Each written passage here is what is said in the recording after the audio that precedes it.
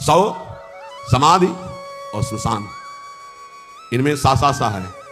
अगर समाधि को प्राप्त नहीं हुए तो सौ और श्मशान आराम से आपको मिल जाएंगे।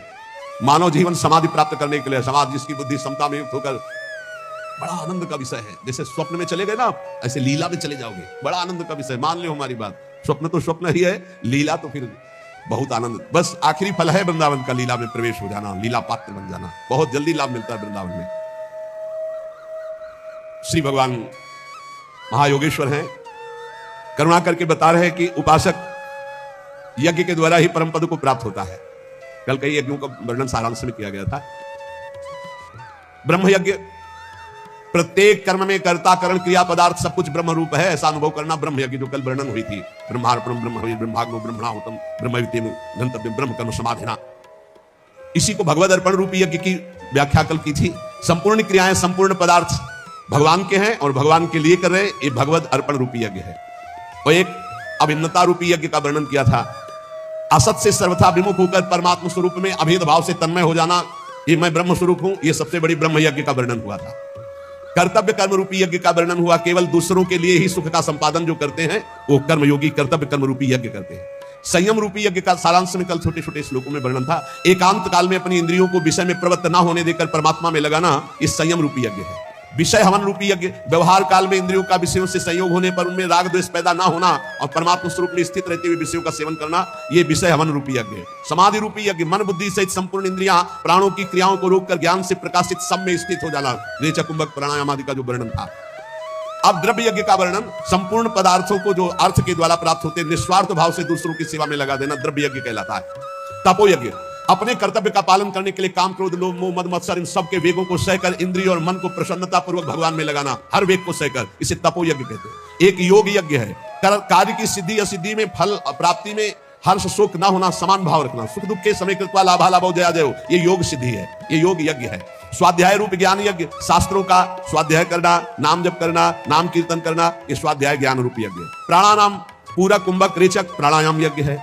स्तंभ वृत्ति प्राणायाम रूप यज्ञ, नियमित आहार करते हुए प्राण और अपान को अपने आप में रोक देना, स्तंभ वृत्ति रूपी यज्ञ कहलाती है। इतनी यज्ञों का वर्णन कर सारांश में हुआ। इसके बाद भगवान कहते हैं, यज्ञ शिष्टामृत भुजो यान्ति ब्रह्म सनातनम नायम लोकोस्ति यज्ञस्य कुतोन्यः कुरुषोत्तमो। हे कुरुवंशी श्रेष्ठ अर्जुन, यज्ञ से बचे हुए अमृत का अनुभव करने वाले सनातन पर ब्रह्म परमात्मा को प्राप्त होते हैं। यज्ञ ना करने वाले मनुष्य के लिए यह मनुष्य लोक भी सुखदायक नहीं, फिर परलोक कैसे सुखदायक होगा।